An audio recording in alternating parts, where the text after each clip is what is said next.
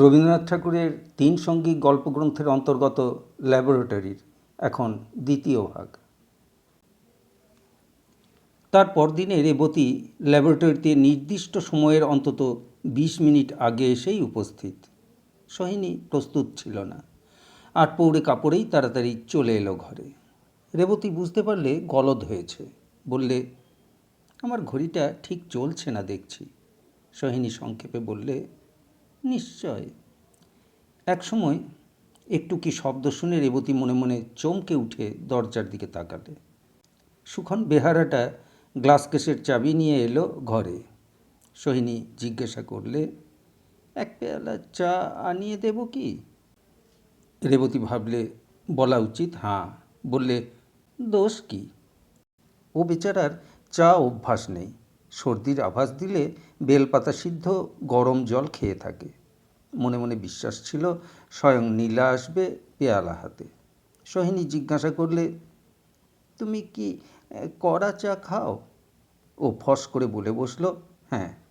ভাবলে এক্ষেত্রে হ্যাঁ বলাটাই দস্তুর। এলো চা, সেটা কড়া সন্দেহ নেই। কালির মতো রং, নিমের মতো তিতো। চা আনলে মুসলমান খানসামা। এটাও ওকে পরীক্ষা করবার জন্যে। আপত্তি করতে ওর মুখে কথা সরল না। এই সংকোচ ভালো লাগলো না সোহিনীর। খানসামাকে বললে, চাটা ঢেলে দাও না মোবারক, ঠান্ডা হয়ে গেল যে। খানসামার হাতের পরিবেশন প্রত্যাশায় রেবতী ২০ মিনিট আগে এখানে আসেনি। কি দুঃখে যে মুখে চামচ উঠেছিল অন্তর্যামী জানছিলেন। আর জানছিল সোহিনী। হাজার হোক মেয়ে মানুষ। দুর্গতি দেখে বললে, ও পেয়ালাটা থাক, দুধ ঢেলে দিচ্ছি, তার সঙ্গে কিছু ফল খেয়ে নাও। সকাল সকাল এসেছ, বোধহয় কিছু খেয়ে আসা হয়নি। কথাটা সত্য। রেবতী ভেবেছিল আজও সেই বোটানিক্যালের পুনরাবৃত্তি হবে। কাছ দিয়েও গেল না। মুখে রয়ে গেল কড়া চায়ের তিতো স্বাদ, আর মনে রয়েছে আশাভঙ্গের তিতো অভিজ্ঞতা। এমন সময় প্রবেশ করলেন অধ্যাপক। ঘরে ঢুকেই রেবতীর পিঠ চাপড়িয়ে বললেন, কিরে, হলো কি? সব যে একেবারে ঠান্ডা হিম। খুকুর মতো বসে বসে দুধ খাচ্ছিস ঢক ঢক। চারদিকে যা দেখছিস, এ কি খোকাবাবুর খেলনার দোকান? যাদের চোখ আছে তারা দেখেছে মহাকালের চেলারা এইখানে আসে তাণ্ডব নৃত্য করতে। আহা, কেন বকছেন? না খেয়েই ও বেরিয়েছিল আজ সকালে। এলো যখন তখন দেখলুম মুখ যেন শুকনো। ওই রে, পিসিমা দি সেকেন্ড। এক পিসিমা দেবে এক গালে চাপড়, আর এক পিসিমা দেবে অন্য গালে চুমো। মাঝখানে পড়ে ছেলেটা যাবে ভিজে কাদা হয়ে। আসল কথা কি জানো? লক্ষ্মী যখন আপনি সেধে আসেন চোখে পড়েন না। যারা সাত মুল্লুক ঘুরে তাকে খুঁজে বের করে ধরা দেন তিনি তাদেরই কাছে। না চেয়ে পাওয়ার মতো না পাওয়ার আর রাস্তা নেই। আচ্ছা বলো দেখি মিসেস, দূর হোক গে ছাই মিসেস, আমি ডাকবই তোমাকে সোহিনী বলে। এতে তুমি রাগই করো আর যাই করো। মরণ আমার, রাগ করতে যাব কেন? ডাকুন আমাকে সোহিনী বলে। সুহি বললে আমার কান জুড়িয়ে যাবে। গোপন কথাটা প্রকাশ করেই বলি, তোমার ওই সোহিনী নামটির সঙ্গে আর একটি শব্দের মিল আছে, বড় খাঁটি তার অর্থ। সকালে ঘুম থেকে উঠেই হিনি হিনি কিনি কিনি রবে ওই দুটি শব্দ মিলিয়ে মনে মনে খঞ্জনি বাজাতে থাকি। কেমিস্ট্রির রিসার্চে মিল করা আপনার অভ্যাস আছে, ওটা তারই একটা ফেঁকড়া। মিল করতে গিয়ে মরেও অনেক লোক। বেশি ঘাঁটাঘাঁটি করতে নেই, ঘোরতর দাহ্য পদার্থ। এই বলে হা হা শব্দে উচ্চহাস্য করে উঠলেন। না, ওই ছোকরাটার সামনে এসব কথার আলোচনা করতে নেই। বারুদের কারখানায় আজ পর্যন্ত ও অ্যাপ্রেন্টিসই শুরু করেনি। পিসিমার আঁচল ওকে আগলে আছে, সে আঁচল নন কম্বাস্টিবল। রেবতীর মেয়েলি মুখ লাল হয়ে উঠছিল। সোহিনী, আমি তোমাকে জিজ্ঞেস করতে যাচ্ছিলুম, আজ সকালে তুমি কি ওকে আফিম খাইয়ে দিয়েছিলে? অমন ঝিমিয়ে পড়ছে কেন? খাইয়ে যদি থাকি সেটা না জেনে। রেবু, ওঠ বলছি, ওঠ। মেয়েদের কাছে অমন মুখচোরা হয়ে থাকতে নেই, ওতে ওদের আস্পর্ধা বেড়ে যায়। ওরা তো ব্যায়ামর মতো পুরুষের দুর্বলতা খুঁজে বেড়ায়, ছিদ্র পেলেই টেম্পারেচার চড়িয়ে দেয় হু হু করে। সাবজেক্টটা জানা আছে, ছেলেগুলোকে সাবধান করতে হয়। আমার মতো যারা ঘা খেয়েছে মরেনি তাদের কাছ থেকেই পাঠ নিতে হয়। রেবু, কিছু মনে করিস নে বাবা। যারা কথা কয় না, চুপ করে থাকে, তারাই সবচেয়ে ভয়ঙ্কর। চল দেখি, তোকে একবার ঘুরিয়ে নিয়ে আসি। ওই দেখ, দুটো গ্যালভ্যানোমিটার একেবারে হাল কায়দার। এই দেখ, হাই ভ্যাকুয়াম পাম্প, আর আর এটা মাইক্রোফোটোমিটার। এ ছেলে পাস করাবার কলার ভেলা নয়। একবার এখানে আসন গেড়ে বস দেখি, সেই তোমার টাক পরা মাথার প্রফেসর। নাম করতে চাই না, দেখি কেমন করে মুখ চুন হয়ে না যায়। আমার ছাত্র হয়ে যখন তুই বিদ্যে শুরু করলি, আমি তোকে বলিনি কি তোর নাকের সামনে ঝুলছে যাকে কথায় বলে ভবিষ্যৎ? হেলাফেলা করে সেটাকে ফোঁপড়া করে দিস নে যেন। তোর জীবনীর প্রথম চ্যাপ্টারের এক কোণে আমার নামটাও ছোট অক্ষরে লেখা যদি থাকে, সেটা হবে আমার মস্ত গুরুদক্ষিণা। দেখতে দেখতে বিজ্ঞানী জেগে উঠল, জ্বলে উঠল তার দুই চোখ। চেহারাটা একেবারে ভিতর থেকে গেল বদলে। মুগ্ধ হয়ে সোহিনী বললে, তোমাকে যে কেউ জানে তারা সকলেই তোমার এত বড় উন্নতির আশা করে, যা প্রতিদিনের জিনিস নয়, যা চিরদিনের। কিন্তু আশা যতই বড়, ততই বড় তার বাধা ভিতরে বাইরে। অধ্যাপক রেবতীর পিঠে আর একবার দিলে একটা মস্ত চাপড়। ঝনঝন করে উঠল তার শির দ্বারা। চৌধুরী তার মস্ত ভারী গলায় বললেন, দেখ রেবু, যে মহৎ ভবিষ্যতের বাহন হওয়া উচিত ছিল ঐরাবত, এই কৃপণ বর্তমান তাকে চাপিয়ে দেয় গরুর গাড়িতে। কাদায় পড়ে থাকে সে অচল হয়ে। শুনছ সৈনী সুহি? না না, ভয় নেই, পিঠে চাপড় মারবো না। বলো সত্যি করে, কথাটা আমি কেমন গুছিয়ে বলেছি? চমৎকার, ওটা লিখে রেখো তোমার ডায়েরিতে। তা রাখবো। কথাটার মানেটা বুঝেছিস তো রেবি? বোধহয় বুঝেছি। মনে রাখিস, মস্ত প্রতিভার মস্ত দায়িত্ব। ও তো কারো নিজের জিনিস নয়, ওর জবাবদিহি অনন্তকালের কাছে। শুনছো সুহি, শুনছো? কথাটা কেমন বলেছি বলো তো ভাই? খুব ভালো বলেছেন। আগেকার দিনে রাজা থাকলে গলা থেকে মালা খুলে, তারা সব মরেছে, কিন্তু ওই কিন্তুটুকু মরেনি, মনে থাকবে। রেবতী বললে, ভয় নেই, কিছুতে আমাকে দুর্বল করবে না। সোহিনীকে পা ছুঁয়ে প্রণাম করতে গেল। সোহিনী তাড়াতাড়ি আটকিয়ে দিলে। চৌধুরী বললে, আরে করলে কি? পুণ্যকর্ম না করার দোষ আছে, পুণ্যকর্মে বাধা দেওয়ার দোষ আরও বেশি। সোহিনী বললে, প্রণাম যদি করতে হয় তো ওইখানে, বলে বেদির উপরে বসানো নন্দকিশোরের একটি মূর্তি দেখিয়ে দিলে। ধূপধুনো জ্বলছে, ফুলে ভরে আছে থালা। বললে, পাতকীকে উদ্ধার করার কথা পুরাণে পড়েছি। আমাকে উদ্ধার করেছেন ওই মহাপুরুষ। অনেক নিচে নামতে হয়েছিল, শেষকালে তুলে বসাতে পেরেছেন। পাশে বললে মিথ্যে হবে, তাঁর পায়ের তলায়। বিদ্যার পথে মানুষকে উদ্ধার করবার দীক্ষা তিনি আমাকে দিয়ে গেছেন। বলে গিয়েছেন যেন মেয়ে জামাইয়ের গুমর বাড়াবার জন্যে তাঁর জীবনের খনি খোঁড়া রত্ন ছায়ের গাদায় হারিয়ে না ফেলি। বললেন, ওইখানে রেখে গেলেম আমার সদ্গতি, আর সদ্গতি আমার দেশের। অধ্যাপক বললেন, শুনলি তো রেবু, এটা হবে ট্রাস্ট সম্পত্তি, তোকে দেওয়া হবে তার কর্তৃত্ব। রেবতী ব্যস্ত হয়ে বললে, কর্তৃত্ব নেবার যোগ্য আমি নই, আমি আমি পারবো না।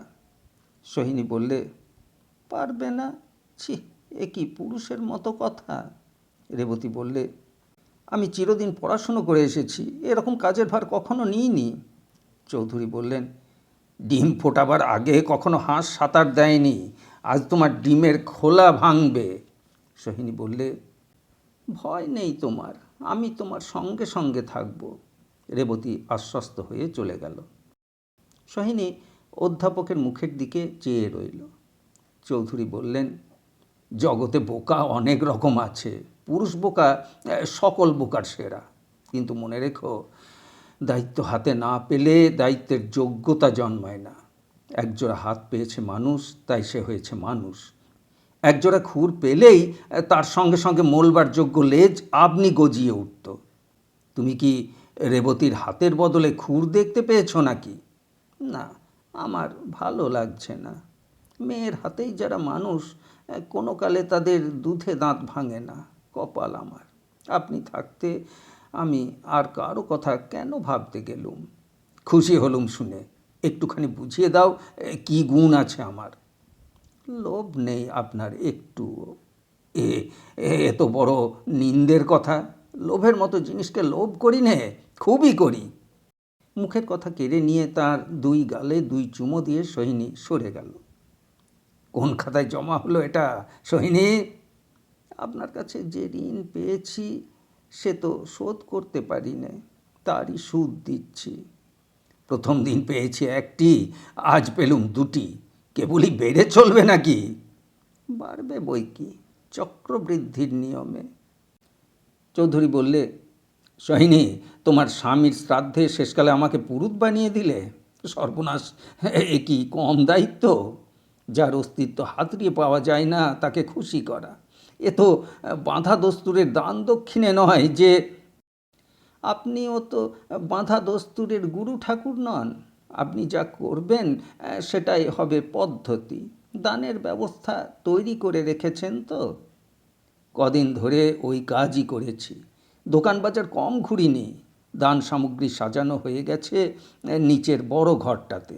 ইহলোক স্থিত আত্মা যারা এগুলো আত্মসাৎ করবে তারা পেট ভরে খুশি হবে, সন্দেহ নেই।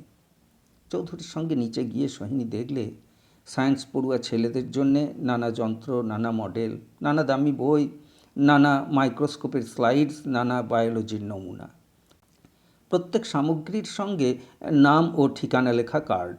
250 ছেলের জন্য চেক লেখা হয়েছে 1 বৎসরের বৃত্তির। খরচের জন্য কিছুমাত্র সংকোচ করা হয়নি। বড় বড় ধনীদের শ্রাদ্ধে যে ব্রাহ্মণ বিদায় হয় তার চেয়ে এর ব্যয়ের প্রসর অনেক বেশি, অথচ বিশেষ করে চোখে পড়ে না এর সমারোহ। পুরুত বিদায়ের কি দক্ষিণা দিতে হবে সেটা তো আপনি ধরে দেননি। আমার দক্ষিণা তোমার খুশি। খুশির সঙ্গে সঙ্গে আপনার জন্য রেখেছি এই ক্রনোমিটার। জার্মানি থেকে আমার স্বামী এটা কিনেছিলেন, বরাবর তার রিসার্চের কাজে লেগেছিল। চৌধুরী বললেন, যা মনে আসছে তার ভাষা নেই। বাজে কথা বলতে চাইনে, আমার পুরুতের কাজ সার্থক হলো। আর একটি লোক আছে, আজ তাকে ভুলতে পারি নে। সে আমাদের মানিকের বিধবা বউ। মানিক বলতে কাকে বোঝায়? সে ছিল ওর ল্যাবরেটরির হেড মিস্ত্রি। আশ্চর্য তার হাত ছিল। অত্যন্ত সূক্ষ্ম কাজে এক চুল তার নড়চড় হতো না। কলকবজার তত্ত্ব বুঝে নিতে তার বুদ্ধি ছিল অভ্রান্ত। তাকে উনি অতি নিকট বন্ধুর মতো দেখতেন। গাড়ি করে নিয়ে যেতেন বড় বড় কারখানার কাজ দেখাতে। এদিকে সে ছিল মাতাল। ওর অ্যাসিস্ট্যান্টরা তাকে ছোট লোক বলে অবজ্ঞা করত। উনি বলতেন, ও যে গুণী, তার সে গুণ বানিয়ে তোলা যায় না, সে গুণ খুঁজে মিলবে না। ওর কাছে তার সম্মান পুরো মাত্রায় ছিল। এর থেকে বুঝবেন কেন যে উনি আমাকে শেষ পর্যন্ত এত মান দিয়েছিলেন। আমার মধ্যে যে মূল্য তিনি দেখেছিলেন তার তুলনায় দোষের ওজন ওর কাছে ছিল খুব সামান্য। যে জায়গায় আমার মতো কুড়িয়ে পাওয়া মেয়েকে তিনি অসম্ভব রকম বিশ্বাস করেছিলেন, সে জায়গায় সে বিশ্বাস আমি কোনোদিন একটু মাত্র নষ্ট করিনি। আজও মন প্রাণ দিয়ে রক্ষা করছি। এতটা তিনি আর কারো কাছে পেতেন না। যেখানে আমি ছিলাম ছোট সেখানে আমি তার চোখে পড়িনি। যেখানে আমি ছিলাম বড় সেখানে তিনি আমাকে পুরো সম্মান দিয়েছেন। আমার মূল্য যদি তার চোখে না পড়তো তাহলে আমি কোথায় তলিয়ে যেতুম বলুন তো? আমি খুব খারাপ, কিন্তু আমি নিজেই বলছি আমি খুব ভালো, নইলে তিনি আমাকে কখনো সহ্য করতে পারতেন না। দেখো সোহিনী, আমি অহংকার করে বলবো যে আমি প্রথম থেকেই জেনেছি তুমি খুব ভালো। সস্তা দরের ভালো হলে কলঙ্ক লাগলে দাগ উঠত না। যাকগে, আমাকে আর যে লোক যা মনে করুক না, তিনি আমাকে যা মান দিয়েছেন সে আজ পর্যন্ত টিকে আছে। আমার শেষ দিন পর্যন্ত থাকবে। দেখো সোহিনী, তোমাকে যত দেখছি ততই জানছি তুমি সে জাতের সহজ মেয়ে মানুষ নও যারা স্বামী নামটা শুনলেই গলে পড়ে। না, তা নই। আমি দেখেছি ওর মধ্যে শক্তি। প্রথম দিন থেকে জেনেছি উনি মানুষ। আমি শাস্ত্র মিলিয়ে পতিব্রতাগিরি করতে বসিনি। আমি জাঁক করেই বলছি, আমার মধ্যে যে রত্ন আছে সে একা ওরই কণ্ঠহারের দোলবার মতো, আর কারও নয়। এমন সময় নীলা ঘরে এসে ঢুকে পড়ল। বললে, অধ্যাপক মশাই, কিছু মনে করবেন না, মায়ের সঙ্গে কিছু কথা আছে। কিছু না মা, আমি এখন যাচ্ছি ল্যাবরেটরিতে। রেবতী কীরকম কাজ করছে দেখে আসি গে। নীলা বললে, কোনো ভয় নেই, কাজ ভালোই চলছে। আমি এক একদিন জানলার বাইরে থেকে দেখেছি উনি মাথা গুঁজে লিখছেন, নোট নিচ্ছেন, কলম কামড়ে ধরে ভাবছেন। আমার প্রবেশ নিষেধ, পাছে স্যার আইজাকের গ্র্যাভিটেশন নড়ে যায়। সেদিন মা কাকে বলছিলেন উনি ম্যাগনেটিজম নিয়ে কাজ করছেন, তাই পাশ দিয়ে কেউ গেলেই কাঁটা নড়ে যায়, বিশেষত মেয়েরা। চৌধুরী হো হো করে হেসে উঠলেন। বললেন, মা, ল্যাবরেটরি ভিতরেই আছে, ম্যাগনেটিজম নিয়ে কাজ চলছেই। কাঁটা যারা নড়িয়ে দেন তাদের ভয় করতেই হয়, দিগ্ভ্রম ঘটায় যে। তবে চললুম। নীলা মাকে বললে, আমাকে আর কতদিন তোমার আঁচলের গাঁঠ দিয়ে বেঁধে রাখবে? পেরে উঠবে না, কেবল দুঃখ পাবে। তুই কি করতে চাস বল? নীলা বললে, তুমি তো জানোই মেয়েদের জন্য একটা হায়ার স্টাডি মুভমেন্ট খোলা হয়েছে। তুমি তাতে অনেক টাকা দিয়েছ। সেখানে আমাকে কেন কাজে লাগাও না? আমার ভয় আছে পাছে তুই ঠিক মতো না চলিস। সব চলা বন্ধ করে দেওয়াই কি ঠিক চলার রাস্তা? তা নয়, তা তো জানি, সেই তো আমার ভাবনা। তুমি না ভেবে একবার আমাকে ভাবতে দাও না, সে তো দিতেই হবে। আমি তো এখন খুকি নই। তুমি ভাবছো সেই সব পাবলিক জায়গায় নানা লোকের যাওয়া আসা আছে, সে একটা বিপদ। জগৎ সংসারে লোক চলাচল তো বন্ধ হবে না তোমার খাতিরে। আর তাদের সঙ্গে আমার জানাশুনো একেবারেই ঠেকিয়ে রাখবে যে সে আইন তো তোমার হাতে নেই। জানি, সব জানি। ভয় করে, ভয়ের কারণ ঠেকিয়ে রাখতে পারবো না। তাহলে তুই ওদের হায়ার স্টাডি সার্কেলে ভর্তি হতে চাস? হ্যাঁ, চাই। আচ্ছা, তাই হবে। সেখানকার পুরুষ অধ্যাপকদের একে একে দিবি জাহান্নামে, সে জানি। কেবল একটি কথা দিতে হবে আমাকে, কোনো মতেই তুই রেবতীর কাজ ঘেঁষতে পাবি নে, আর কোনো ছুতোতেই ঢুকবি নে তার ল্যাবরেটরিতে। মা, তুমি আমাকে কি মনে করো ভেবে পাইনে। কাজ ঘেঁষতে যাব তোমার ওই খুদে স্যার আইজাক নিউটনের? এমন রুচি আমার, মরে গেলেও না। সংকোচ বোধ করলে রেবতী শরীরটাকে নিয়ে যেরকম আঁকুবাঁকু করে তারই নকল করে নীলা বললে, ওই স্টাইলের পুরুষকে নিয়ে আমার চলবে না। যেসব মেয়েরা ভালোবাসে বুড়ো খোকাদের মানুষ করতে, ওকে জিইয়ে রেখে দেওয়া ভালো তাদেরই জন্যে। ও মারবার যোগ্য শিকারই নয়। একটু বেশি বাড়িয়ে কথা বলছিস নীলা, তাই ভয় হচ্ছে ওটা ঠিক তোর মনের কথা নয়। তা হোক, ওর সম্বন্ধে তোর মনের ভাব যাই হোক, ওকে যদি মাটি করতে চাস তাহলে সে তোর পক্ষে ভালো হবে না। কখন তোমার কি মর্জি কিছুই বুঝতে পারি না মা। ওর সঙ্গে আমার বিয়ে দেওয়ার জন্য তুমি আমাকে সাজিয়ে পুতুল গড়ে তুলেছিলে, সে কি আমি বুঝতে পারিনি?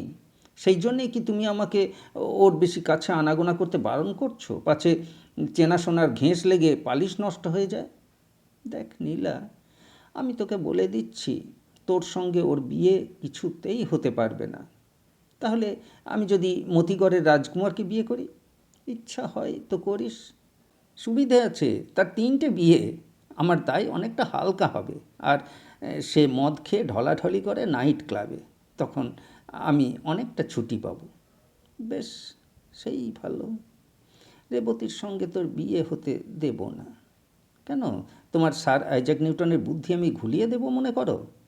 সে তর্ক থাক, যা বললুম তা মনে রাখিস।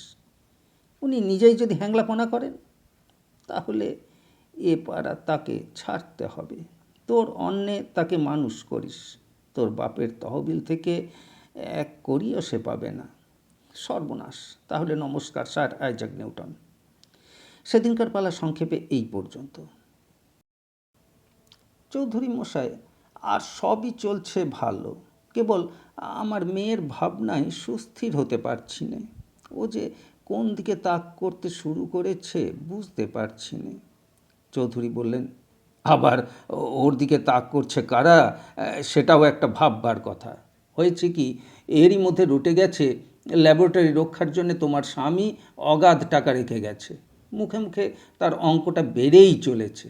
এখন রাজত্ব আর রাজকন্যা নিয়ে বাজারে একটা জুয়ো খেলার সৃষ্টি হয়েছে।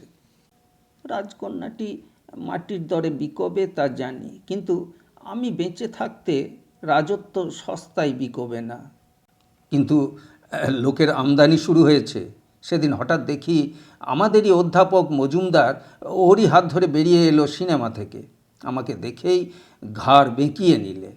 ছেলেটা ভালো ভালো বিষয়ে বক্তৃতা দিয়ে বেড়ায়, দেশের মঙ্গলের দিকে ওর বুলি খুব সহজে খেলে। কিন্তু সেদিন ওর বাঁকা ঘাড় দেখে স্বদেশের জন্যে ভাবনা হলো।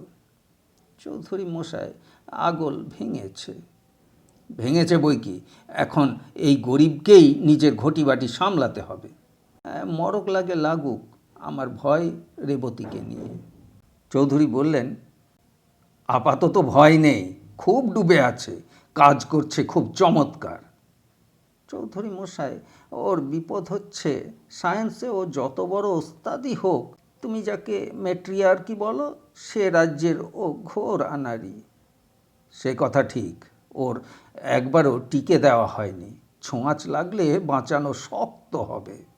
রোজ একবার কিন্তু ওকে আপনাকে দেখে যেতে হবে। কোথা থেকে ও আবার ছোঁয়াচ না নিয়ে আসে। শেষকালে এ বয়সে আমি না মরি। ভয় করো না, মেয়ে মানুষ যদিও, তবু আশা করি ঠাট্টা বুঝতে পারো। আমি পার হয়ে গেছি এপিডেমিকের পাড়াটা। এখন ছোঁয়া লাগলেও ছোঁয়াচ লাগে না। কিন্তু একটা মুশকিল ঘটেছে। পরশু আমাকে যেতে হবে গুজরানওয়ালায়। এটাও ঠাট্টা নাকি? মেয়ে মানুষকে দয়া করবেন। ঠাট্টা নয়, আমার সতীর্থ অমূল্য আড্ডি ছিলেন সেখানকার ডাক্তার। 20-25 বছর প্র্যাকটিস করেছেন, কিছু বিষয় সম্পত্তিও জমিয়েছেন। হঠাৎ বিধবা স্ত্রী আর ছেলে মেয়ে রেখে মরেছেন হার্ট ফেল করে। দেনা পাওনা চুকিয়ে জমি জমা বেচে তাদের উদ্ধার করে আনতে হবে আমাকে। কতদিন লাগবে ঠিক জানি নে। এর উপরে আর কথা নেই। এ সংসারে কথা কিছুরই উপরে নেই সোহিনী। নির্ভয়ে বলো, যা হবেই তা হোক। যারা অদৃষ্ট মানে তারা ভুল করে না। আমরা সায়েন্টিস্টরাও বলি অনিবার্যের এক চুল এদিক ওদিক হবার জো নেই। যতক্ষণ কিছু করবার থাকে করো, যখন কোনো মতেই পারবে না বলো, ব্যাস। আচ্ছা, তাই ভালো। যে মজুমদারটির কথা বললুম, দলের মধ্যে সে তত বেশি মারাত্মক নয়। তাকে ওরা দলে টেনে রাখে মান বাঁচাবার জন্যে। আর যাদের কথা শুনেছি, চাণক্যের মতে তাদের কাছ থেকে শতহস্ত দূরে থাকলেও ভাবনার কারণ থেকে যায়। অ্যাটর্নি আছে বঙ্কুবিহারী, তাকে আশ্রয় করা আর অক্টোপাসকে জড়িয়ে ধরা একই কথা। ধনী বিধবার তপ্ত রক্ত এইসব লোক পছন্দ করে। খবরটা শুনে রাখো, যদি কিছু করবার থাকে করো। সবশেষে আমার ফিলসফিটা মনে রেখো। দেখুন চৌধুরী মশাই, রেখে দিন ফিলসফি। মানব না আপনার অদৃষ্ট, মানব না আপনার কার্যকারণের অমোঘ বিধান, যদি আমার ল্যাবরেটরির পরে কারো হাত পড়ে। আমি পাঞ্জাবের মেয়ে, আমার হাতে ছুরি খেলে সহজে।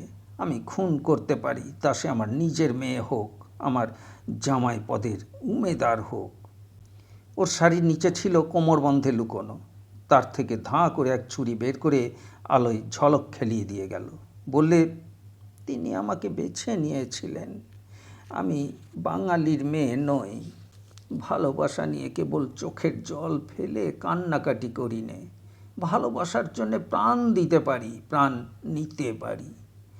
আমার ল্যাবরেটরি আর আমার বুকের কলিজা, তার মাঝখানে রয়েছে এই ছুরি। চৌধুরী বললেন, একসময় কবিতা লিখতে পারতুম, আজ আবার মনে হচ্ছে হয়তো পারি লিখতে। কবিতা লিখতে হয় লিখবেন, কিন্তু আপনার ফিলসফি ফিরিয়ে নিন। যা না মানবার তাকে আমি শেষ পর্যন্ত মানব না। একলা দাঁড়িয়ে লড়ব আর বুক ফুলিয়ে বলবো, জিতবই, জিতবই, জিতবই। ব্রাভো! আমি ফিরিয়ে নিলুম আমার ফিলসফিটা। এখন থেকে লাগাবো ঢাকে চাঁটি তোমার জয়যাত্রার সঙ্গে সঙ্গে। আপাতত কিছুদিনের জন্য বিদায় নিচ্ছি, ফিরতে দেরি হবে না। আশ্চর্যের কথা, সোহিনীর চোখে জল ভরে এলো। বললে, কিছু মনে করবেন না। জড়িয়ে ধরলে চৌধুরীর গলা। বললে, সংসারে কোনো বন্ধনই টেকে না এও মুহূর্তকালের জন্যে। বলেই গলা ছেড়ে দিয়ে পায়ের কাছে পড়ে সোহিনী অধ্যাপককে প্রণাম করলে। খবরের কাগজে যাকে বলে পরিস্থিতি, সেটা হঠাৎ এসে পড়ে আর আসে দল বেঁধে। জীবনের কাহিনী সুখে দুঃখে বিলম্বিত হয়ে চলে। শেষ অধ্যায়ে কলিশন লাগে অকস্মাৎ, ভেঙে চুরে স্তব্ধ হয়ে যায়। বিধাতা তাঁর গল্প গড়েন ধীরে ধীরে, গল্প ভাঙেন একঘায়ে। সোহিনীর আইমা থাকেন আম্বালায়। সোহিনী তার কাছ থেকে টেলিগ্রাম পেয়েছে, যদি দেখা করতে চাও শীঘ্র এসো। এই আইমা তার একমাত্র আত্মীয় যে বেঁচে আছে। এরই হাত থেকে নন্দকিশোর কিনে নিয়েছিলেন সোহিনীকে। নীলাকে তার মা বললে, তুমিও আমার সঙ্গে এসো। নীলা বললে, সে তো কিছুতেই হতে পারে না। কেন পারে না? ওরা আমাকে অভিনন্দন দেবে, তারই আয়োজন চলছে। ওরা কারা? জাগানি ক্লাবের মেম্বাররা। ভয় পেও না, খুব ভদ্র ক্লাব। মেম্বারদের নামের ফর্দ দেখলেই বুঝতে পারবে, খুবই বাছাই করা। তোমাদের উদ্দেশ্য কি? স্পষ্ট বলা শক্ত। উদ্দেশ্যটা নামের মধ্যেই আছে। এই নামের তলায় আধ্যাত্মিক, সাহিত্যিক, আর্টিস্টিক সব মানেই খুব গভীরভাবে লুকোনো আছে। নবকুমারবাবু খুব চমৎকার ব্যাখ্যা করে দিয়েছিলেন। ওরা ঠিক করেছে তোমার কাছ থেকে চাঁদা নিতে আসবে, কিন্তু চাঁদা দেখছি ওরা নিয়ে শেষ করেছে। তুমি 16 আনাই পড়েছ ওর হাতে, কিন্তু এই পর্যন্তই। আমার যেটা ত্যায্য সেটা ওরা পেয়েছে। আমার কাছ থেকে আর কিছু পাবার নেই। মা, এত রাগ করছো কেন? ওরা নিঃস্বার্থভাবে দেশের উপকার করতে চান। আচ্ছা, সে আলোচনা থাক। এতক্ষণে তুমি বোধহয় তোমার বন্ধুদের কাছ থেকে খবর পেয়েছ যে তুমি স্বাধীন। হ্যাঁ, পেয়েছি। নিঃস্বার্থরা তোমাকে জানিয়েছেন যে তোমার স্বামীর দত্ত অংশে তোমার যে টাকা আছে সে তুমি যেমন খুশি ব্যবহার করতে পারো। হ্যাঁ, জেনেছি। আমার কানে এসেছে উইলের প্রবেট নেবার জন্যে তোমরা প্রস্তুত হচ্ছ। কথাটা বোধহয় সত্যি। হ্যাঁ, সত্যি। বঙ্কুবাবু আমার সলিসিটার। তিনি তোমাকে আরও কিছু আশা এবং মন্ত্রণা দিয়েছেন। নীলা চুপ করে রইল। তোমার বঙ্কুবাবুকে আমি সিধে করে দেব যদি আমার সীমানায় তিনি পা বাড়ান। আইনে না পারি, বেআইনে। ফেরবার সময় আমি পেশোয়ার হয়ে আসব। আমার ল্যাবরেটরি রইল দিন রাত্রি 4 জন শিখ সিপাইয়ের পাহারায়। আর যাবার সময় এই তোমাকে দেখিয়ে যাচ্ছি আমি পাঞ্জাবের মেয়ে। বলে নিজের কোমরবন্ধ থেকে ছুরি বের করে বললে, এ ছুরি না চেনে আমার মেয়েকে, না চেনে আমার মেয়ের সলিসিটারকে। এর স্মৃতি রইল তোমার জিম্মায়। ফিরে এসে যদি হিসেব নেবার সময় হয় তো হিসেব নেব। ল্যাবরেটরির চারদিকে অনেকখানি জমি ফাঁকা আছে। কাঁপন বা শব্দ যাতে যথাসম্ভব কাজের মাঝখানে না পৌঁছয়। এই নিস্তব্ধতা কাজের অভিনিবেশে রেবতীকে সহায়তা করে, তাই ও প্রায়ই এখানে রাত্রে কাজ করতে আসে। নিচের ঘড়িতে 2টো বাজল। মুহূর্তের জন্য রেবতী তার চিন্তার বিষয় ভাবছিল, জানলার বাইরে আকাশের দিকে চোখ মেলে। এমন সময়ে দেওয়ালে পড়ল ছায়া। চেয়ে দেখে ঘরের মধ্যে এসেছে নীলা, রাত কাপড় পরা, পাতলা সিল্কের সেমিজ। ও চমকে চৌকি থেকে উঠে পড়তে যাচ্ছিল। নীলা এসে ওর কোলের উপর বসে গলা জড়িয়ে ধরল। রেবতীর সমস্ত শরীর থরথর করে কাঁপতে লাগলো। বুক উঠতে পড়তে লাগলো প্রবল বেগে। গদগদ কণ্ঠে বলতে লাগলো, তুমি যাও, এ ঘর থেকে তুমি যাও। ও বললে, কেন? রেবতী বললে, আমি আমি সহ্য করতে পারছি নে। কেন এলে তুমি এ ঘরে? নীলা ওকে আরও দৃঢ় বলে চেপে ধরে বললে, কেন, আমাকে কি তুমি ভালোবাসো না? রেবতী বললে, বাসি বাসি বাসি, কিন্তু এ ঘর থেকে তুমি যাও। হঠাৎ ঘরের মধ্যে ঢুকে পড়ল পাঞ্জাবি প্রহরী। ভর্ৎসনার কণ্ঠে বললে, মাইজি, বহুত শর্ম কি বাত হ্যায়, আপ বাহার চলা যাইয়ে। রেবতী চেতন মনের অগোচরে ইলেকট্রিক ডাক ঘড়িতে কখন চাপ দিয়েছিল। পাঞ্জাবি রেবতীকে বললে, বাবুজি, বেইমানি মত করো। রেবতী নীলাকে জোর করে ঠেলে দিয়ে চৌকি থেকে উঠে পড়ল।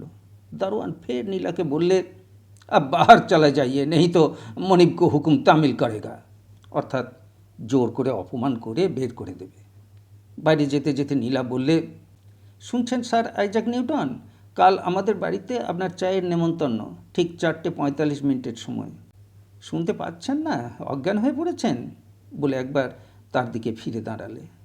বাষ্পার্দ্র কণ্ঠে উত্তর এলো, শুনেছি। রাত কাপড়ের ভিতর থেকে নীলার নিখুঁত দেহের গঠন ভাস্করের মূর্তির মতো অপরূপ হয়ে ফুটে উঠল। রেবতী মুগ্ধ চোখে না দেখে থাকতে পারল না। নীলা চলে গেল। রেবতী টেবিলের উপর মুখ রেখে পড়ে রইল। এমন আশ্চর্য সৌন্দর্য সে কল্পনা করতে পারে না। একটা কোন বৈদ্যুৎ বর্ষণ প্রবেশ করেছে ওর শিরার মধ্যে, চকিত হয়ে বেড়াচ্ছে অগ্নিধারায়। হাতের মুঠো শক্ত করে রেবতী কেবলই নিজেকে বলাতে লাগলো, কাল চায়ের নিমন্ত্রণে যাবে না। খুব শপথ করবার চেষ্টা করতে চায়, মুখ দিয়ে বেরোয় না। ব্লোটিংয়ের উপর লিখল, যাব না যাব না যাব না। হঠাৎ দেখলে তার টেবিলে একটা ঘন লাল রঙের রুমাল পড়ে আছে, কোণে নাম সেলাই করা নীলা। মুখের উপর চেপে ধরল রুমাল, গন্ধে মগজ উঠল ভরে। একটা নেশা শিরশির করে ছড়িয়ে গেল সর্বাঙ্গে। নীলা আবার ঘরের মধ্যে এলো। বললে, একটা কাজ আছে, ভুলে গিয়েছিলুম। দারোয়ান ঢুকতে গেল। নীলা বললে, ভয় নেই তোমার, চুরি করতে আসিনি। একটা কেবল সই চাই, জাগানি ক্লাবের প্রেসিডেন্ট করব তোমাকে। তোমার নাম আছে দেশ জুড়ে। অত্যন্ত সংকুচিত হয়ে রেবতী বললে, ও ক্লাবের আমি তো কিছুই জানি নে। কিছুই তো জানবার দরকার নেই, এইটুকু জানলেই হবে ব্রজেন্দ্রবাবু এই ক্লাবের পেট্রন। আমি তো ব্রজেন্দ্রবাবুকে জানি নে। এইটুকু জানলেই হবে মেট্রোপলিটন ব্যাংকের তিনি ডিরেক্টর। লক্ষ্মী আমার, জাদু আমার, একটা সই বই তো নয়। বলে ডান হাত দিয়ে তার কাঁধ ঘিরে তার হাতটা ধরে বললে, সই করো। সে স্বপ্নাবিষ্টের মতো সই করে দিলে। কাগজটা নিয়ে নীলা যখন মুড়ছে, দারোয়ান বললে, এ কাগজ আমাকে দেখতে হবে। নীলা বললে, এ তো তুমি বুঝতে পারবে না। দারোয়ান বললে, দরকার নেই বোঝবার। বলে কাগজটা ছিনিয়ে নিয়ে টুকরো টুকরো করে ছিঁড়ে ফেললে। বললে, দলিল বানাতে হয় বাইরে গিয়ে বানিও, এখানে নয়। রেবতী মনে মনে হাঁপ ছেড়ে বাঁচল। দারোয়ান নীলাকে বললে, মাঝি, এখন চলো, তোমাকে বাড়ি পৌঁছিয়ে দিয়ে আসি। বলে তাকে নিয়ে চলে গেল। কিছুক্ষণ পরে আবার ঘরে ঢুকলো পাঞ্জাবি। বললে, চারিদিকে আমি দরজা বন্ধ করে রাখি, তুমি ওকে ভিতর থেকে খুলে দিয়েছ। এ কী সন্দেহ, কি অপমান! বারবার করে বললে, আমি খুলিনি। তবে ও কি করে এলো এ ঘরে? সে তো বটে। বিজ্ঞানী তখন সন্ধান করে বেড়াতে লাগলো ঘরে ঘরে। অবশেষে দেখলে রাস্তার ধারের একটা বড় জানলা ভিতর থেকে আগল দেওয়া ছিল। কে সেই আগলটা দিনের বেলায় একসময় খুলে রেখে গেছে। রেবতীর যে ধূর্ত বুদ্ধি আছে, এতটা শ্রদ্ধা তার প্রতি দারোয়ানজির ছিল না। বোকা মানুষ, পড়াশুনো করে, এই পর্যন্ত তার তাকত। অবশেষে কপাল চাপে বললে, রাত এ শয়তানি বিধি দত্ত। যে অল্প একটু রাত বাকি ছিল, রেবতী নিজেকে বারবার করে বললে, চায়ের নিমন্ত্রণে যাবে না।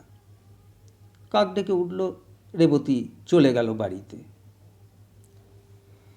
পরের দিন সময়ের একটু ব্যতিক্রম হলো না। চায়ের সভায় 4:45 রেবতী গিয়ে হাজির। ভেবেছিল এ সভা নিভৃতে দুজনকে নিয়ে। ফ্যাশনেবল সাজ ওর দখলে নেই। পরে এসেছে জামা আর ধুতি, ধোবার বাড়ি থেকে নতুন কাচিয়ে আনা, আর কাঁধে ঝুলছে একটা পাট করা চাদর। এসে দেখে সভা বসেছে বাগানে, অজানা শৌখিন লোকের ভিড়। দমে গেল ওর সমস্ত মনটা। কোথাও লুকোতে পারলে বাঁচে। একটা কোণ নিয়ে বসবার চেষ্টা করতেই সবাই উঠে পড়ল। বললে, আসুন আসুন ডক্টর ভট্টাচার্য, আপনার আসন এইখানে। একটা পিঠ উঁচু মখমলে মোড়া চৌকি মণ্ডলীর ঠিক মাঝখানে। বুঝতে পারলে সমস্ত জনতার প্রধান লক্ষ্যই ও। নীলা এসে ওর গলায় মালা পরিয়ে দিলে, কপালে দিলে চন্দনের ফোঁটা। ব্রজেন্দ্রবাবু প্রস্তাব করলেন ওকে জাগানি সভার সভাপতি পদে বরণ করা হোক। সমর্থন করলেন বঙ্কুবাবু। চারিদিকে করতালির ধ্বনি উঠল। সাহিত্যিক হরিদাসবাবু ডক্টর ভট্টাচার্যের ইন্টারন্যাশনাল খ্যাতির কথা ব্যাখ্যা করলেন। বললেন, রেবতীবাবুর নামের পালে হাওয়া লাগিয়ে আমাদের জাগানি ক্লাবের তরণী খেয়া দেবে পশ্চিম মহাসমুদ্রের ঘাটে ঘাটে। সভার ব্যবস্থাপকেরা রিপোর্টারদের কানে কানে গিয়ে বললে, উপমাগুলোর কোনোটা যেন রিপোর্ট থেকে বাদ না যায়। বক্তারা একে একে উঠে যখন বলতে লাগলো, এতদিন পরে ডক্টর ভট্টাচার্য সায়েন্সের জয়তিলক ভারত মাতার কপালে পরিয়ে দিলেন, রেবতীর বুকটা ফুলে উঠল। নিজেকে প্রকাশমান দেখলে সভ্য জগতের মধ্য গগনে। জাগানি সভা সম্বন্ধে যে সমস্ত দাগি রকমের জনশ্রুতি শুনেছিল, মনে মনে তার প্রতিবাদ করলে। হরিদাসবাবু যখন বললেন, রেবতীবাবুর নামের কবচ রক্ষা কবচ রূপে এ সভার গলায় আজ ঝোলানো হলো, এর থেকে বোঝা যাবে এ সভার উদ্দেশ্য কত মহোচ্চ। তখন রেবতী নিজের নামের গৌরব ও দায়িত্ব খুব প্রবল রূপে অনুভব করলে।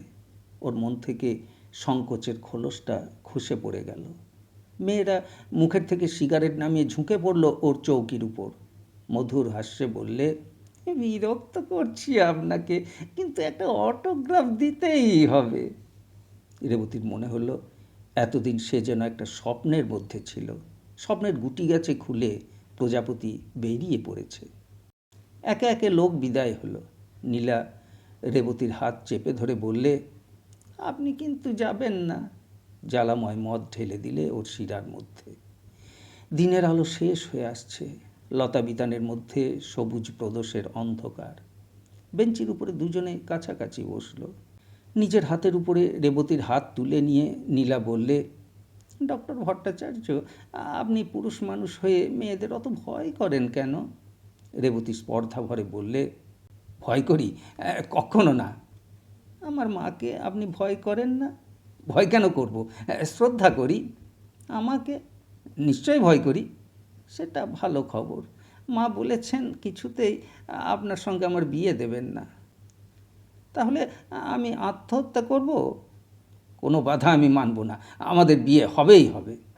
কাঁধের উপর মাথা রেখে নীলা বললে, তুমি হয়তো জানো না তোমাকে কতখানি চাই। নীলার মাথাটা আরও বুকের কাছে টেনে নিয়ে রেবতী বললে, তোমাকে আমার কাছ থেকে কেড়ে নিতে পারে এমন কোনো শক্তি নেই। জাত? ভাসিয়ে দেব জাত। তাহলে রেজিস্ট্রারের কাছে কালই নোটিশ দিতে হবে।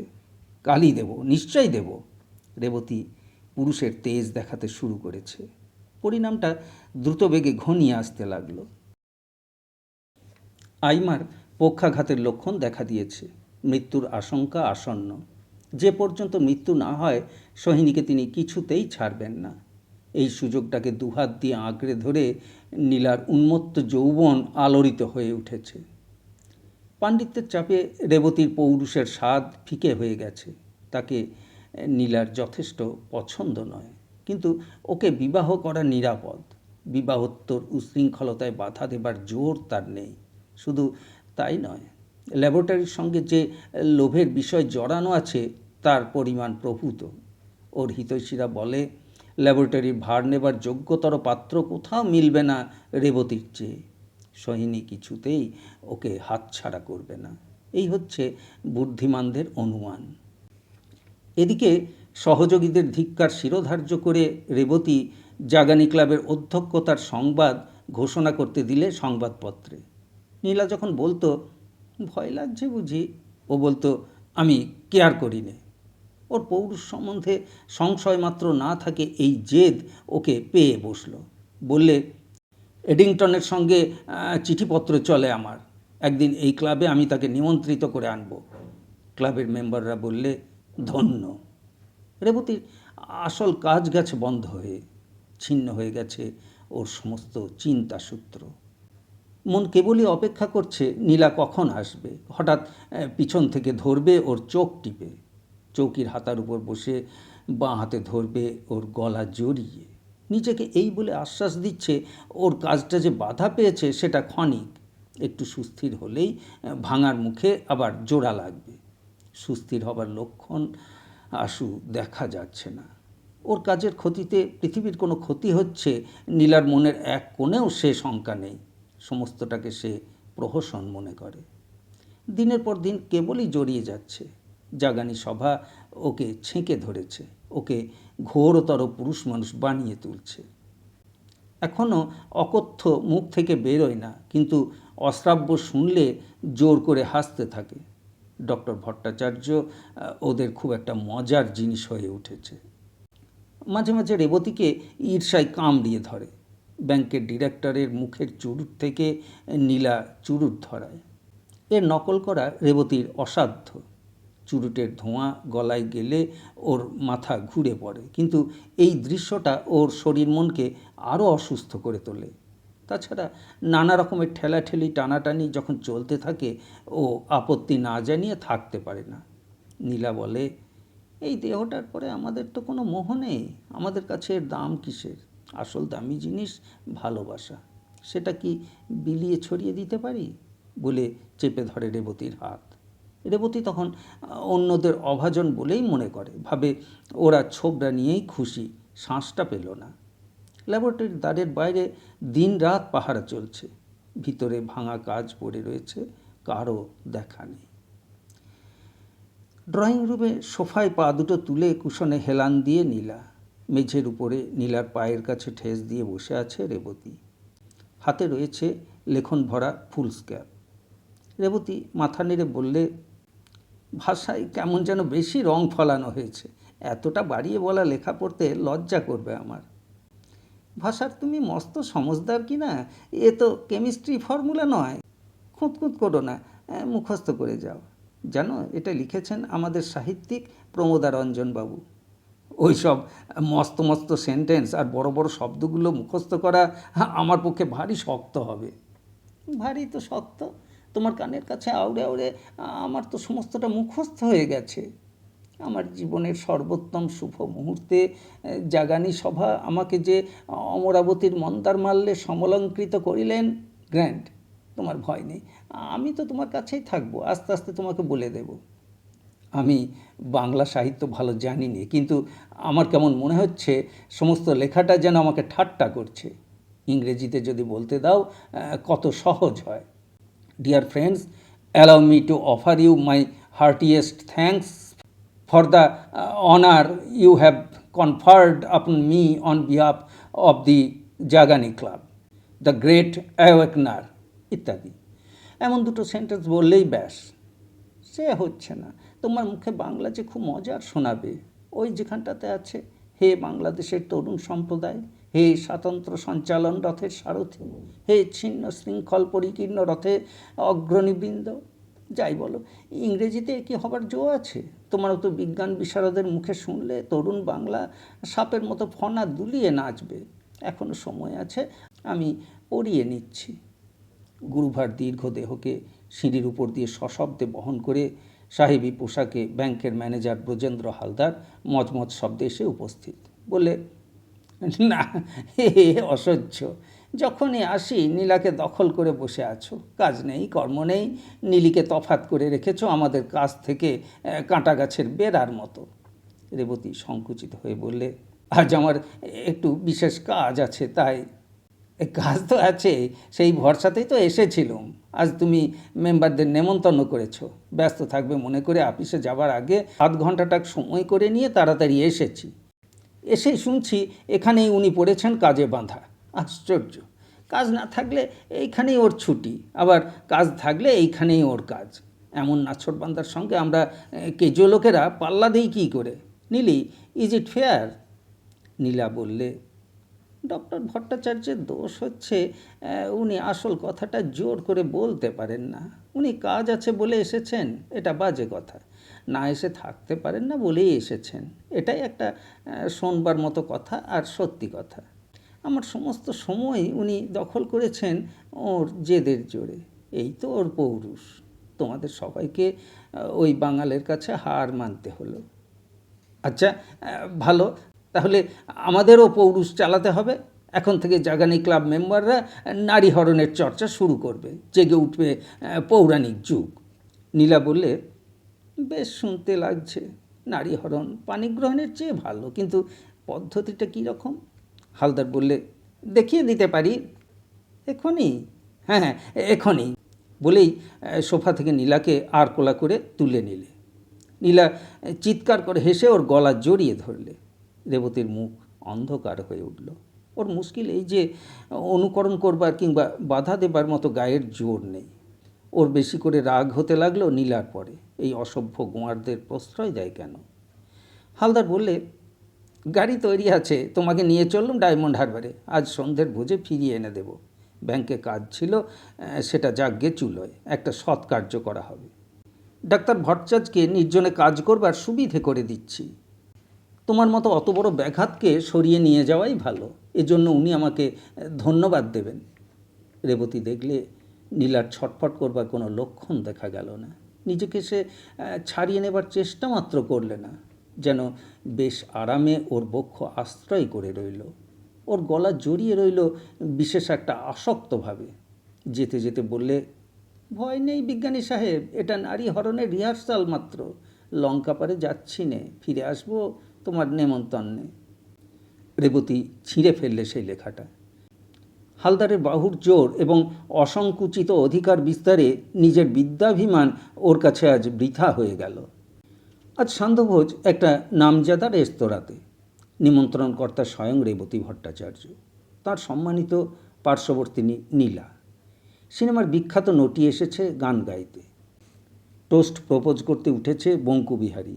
গুণগান হচ্ছে রেবতীর আর তার নামের সঙ্গে জড়িয়ে নীলার। মেয়েরা খুব জোরের সঙ্গে সিগারেট টানছে, প্রমাণ করতে যে তারা সম্পূর্ণ মেয়ে নয়। প্রৌঢ়া মেয়েরা যৌবনের মুখোশ পরে ইঙ্গিতে ভঙ্গিতে অট্টহাস্যে উচ্চকণ্ঠে পরস্পর গা টেপাটিপিতে যুবতীদের ছাড়িয়ে যাবার জন্যে মাতামাতির ঘৌড়দৌড় চালিয়েছে। হঠাৎ ঘরে ঢুকল সোহিনী। স্তব্ধ হয়ে গেল ঘর শুদ্ধ সবাই। রেবতীর দিকে তাকিয়ে সোহিনী বললে, চিনতে পারছি নে, ডক্টর ভট্টাচার্য বুঝি? খরচের টাকা চেয়ে পাঠিয়েছিলে, পাঠিয়ে দিয়েছি গেল শুক্রবারে। এই তো স্পষ্ট দেখতে পাচ্ছি কিছু অকুলান হচ্ছে না। এখন একবার উঠতে হচ্ছে। আজ রাত্রেই ল্যাবরেটরির ফর্দ অনুসারে জিনিসপত্র মিলিয়ে দেখব। আপনি আপনি আমাকে অবিশ্বাস করছেন? এতদিন অবিশ্বাস তো করিনি, কিন্তু লজ্জা শরম যদি থাকে, বিশ্বাস রক্ষার কথা তুমি আর মুখে এনো না। রেবতী উঠতে যাচ্ছিল। নীলা তাকে কাপড় ধরে টেনে বসিয়ে দিলে। বললে, আজ উনি বন্ধুদের নিমন্ত্রণ করেছেন, সকলে যান আগে, তারপরে উনি যাবেন। এর মধ্যে একটা নিষ্ঠুর ঠোকর ছিল। স্যার আইজাক মায়ের বড় পেয়ারের, ওর মতো এত বড় বিশ্বাসী আর কেউ নেই। তাই সকলকে ছাড়িয়ে ল্যাবরেটরির ভার ওর উপরেই। আরও একটু দেগে দেবার জন্য বললে, জানো মা, অতিথি আজ 65 জন। এ ঘরে সকলকে ধরেনি, একদল আছে পাশের ঘরে। ওই শুনছো না, হো হো লাগিয়েছে। মাথা পিছু 25 টাকা ধরে নেয়। মদ না খেলেও মদের দাম ধরে দিতে হয়। খালি গ্লাসের জরিমানা কম লাগলো না। আর কেউ হলে মুখ চুপসে যেত। ওর দরাজ হাত দেখে ব্যাংকের ডিরেক্টরের তাক লেগে গেছে। সিনেমার গাইয়েকে কত দিতে হয়েছে জানো? তার এক রাত্রির পাওনা 400 টাকা। রেবতীর মনের ভিতরটা কাটা কই মাছের মতো ধরফর করছে। শুকনো মুখে কথাটি নেই। সোহিনী জিজ্ঞাসা করলে, আজকের সমারোহটা কিসের জন্যে? তা জানো না বুঝি? অ্যাসোসিয়েটেড প্রেসে তো বেরিয়ে গেছে উনি জাগানি ক্লাবের প্রেসিডেন্ট হয়েছেন। তার সম্মানে এই ভোজ। লাইভ মেম্বারশিপের 600 টাকা সুবিধে মতো পরে সুদে দেবেন। সুবিধে বোধহয় শীঘ্র হবে না। রেবতীর মনটার মধ্যে স্টিম রোলার চলাচল করছিল। সোহিনী তাকে জিজ্ঞাসা করলে, তাহলে এখন তোমার ওঠবার সুবিধে হবে না? রেবতী নীলার মুখের দিকে তাকালে। তার কুটিল কটাক্ষের খোঁচায় পুরুষ মানুষের অভিমান জেগে উঠল। বললে, কেমন করে যায় নিমন্ত্রিতেরা সব? সোহিনী বললে, আচ্ছা, আমি ততক্ষণ এখানে বসে রইলুম। নাসেরুল্লাহ, তুমি দরজার কাছে হাজির থাকো। নীলা বললে, সে হতে পারবে না মা, আমাদের একটা গোপন পরামর্শ আছে, এখানে তোমার থাকা উচিত হবে না। দেখ নীলা, চাতুরির পালা তুই সবে শুরু করেছিস, এখনও আমাকে ছাড়িয়ে যেতে পারবি না। তোদের কিসের পরামর্শ সে খবর কি আমি পাইনি? বলে দিচ্ছি, তোদের সেই পরামর্শের জন্যে আমারই থাকা সবচেয়ে দরকার। নীলা বললে, তুমি কি শুনেছ, কার কাছে? খবর নেবার ফন্দি থাকে গর্তর সাপের মতো টাকার থলির মধ্যে। এখানে 3 জন আইনওয়ালা মিলে দলিলপত্র ঘেঁটে বের করতে চাও ল্যাবরেটরি ফান্ডে কোনো ছিদ্র আছে কি না, তাই নয় কি নীলু? নীলা বললে, তা সত্যি কথা বলবো, বাবার অতখানি টাকায় তার মেয়ের কোনো শেয়ার থাকবে না, এটা অস্বাভাবিক, তাই সবাই সন্দেহ করে। সোহিনী চৌকি থেকে উঠে দাঁড়ালো। বললে, আসল সন্দেহের মূল আরও অনেক আগেকার দিনের। কে তোর বাপ? কার সম্পত্তির শেয়ার চাস? এমন লোকের তুই মেয়ে, এ কথা মুখে আনতে তোর লজ্জা করে না? নীলা লাফিয়ে উঠে বললে, কি বলছো মা? সত্যি কথা বলছি, তার কাছে কিছুই গোপন ছিল না, তিনি জানতেন সব। আমার কাছে যা পাবার তা তিনি সম্পূর্ণ পেয়েছেন, আজও পাবেন তা, আর কিছু তিনি গ্রাহ্য করেননি। ব্যারিস্টার ঘোষ বললে, আপনার মুখের কথা তো প্রমাণ নয়। সে কথা তিনি জানতেন, সকল কথা খোলসা করে তিনি দলিল রেজিস্ট্রি করে গেছেন। হে বঙ্কু, রাত হলো যে, আর কেন, চলো। পেশোয়ারির ভঙ্গি দেখে 65 জন অন্তর্ধান করলে। এমন সময় সুটকের সাথে এসে উপস্থিত চৌধুরী বললেন, তোমার টেলিগ্রাম পেয়ে ছুটে আসতে হলো। কিরে রেবি, বেবি, মুখখানা যে পার্চমেন্টের মতো সাদা হয়ে গেছে। ওরে, খোকার দুধের বাটি গেল কোথায়? নীলাকে দেখিয়ে সোহিনী বললে, যিনি যোগাবেন তিনি যে ওই বসে আছেন। গয়লানির ব্যবসা ধরেছ নাকি মা? গয়লা ধরবার ব্যবসা ধরেছে, ওই যে বসে আছে শিকারটি। কে? আমাদের রেবি নাকি? এইবার আমার মেয়ে আমার ল্যাবরেটরিকে বাঁচিয়েছে। আমি লোক চিনতে পারিনি, কিন্তু আমার মেয়ে ঠিক বুঝেছিল যে ল্যাবরেটরিতে গোয়াল ঘর বসিয়ে দিয়েছিল। গোবরের কুণ্ডে আর একটু হলেই ডুবত সমস্ত জিনিসটা। অধ্যাপক বললেন, মা, তুমি এই জীবটিকে আবিষ্কার করেছো যখন, তখন এই গোষ্ঠবিহারীর ভার তোমাকেই নিতে হবে। ওর আর সবই আছে, কেবল বুদ্ধি নেই। তুমি কাছে থাকলে তার অভাবটা টের পাওয়া যাবে না। বোকা পুরুষদের নাকে দড়ি দিয়ে চালিয়ে নিয়ে বেড়ানো সহজ।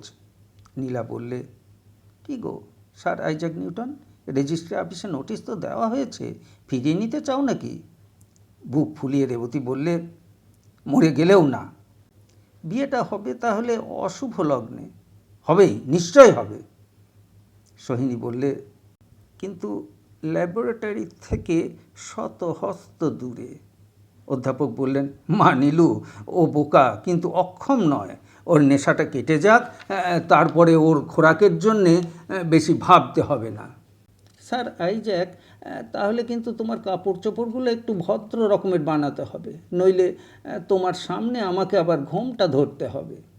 হঠাৎ আর একটা ছায়া পড়ল দেওয়ালে।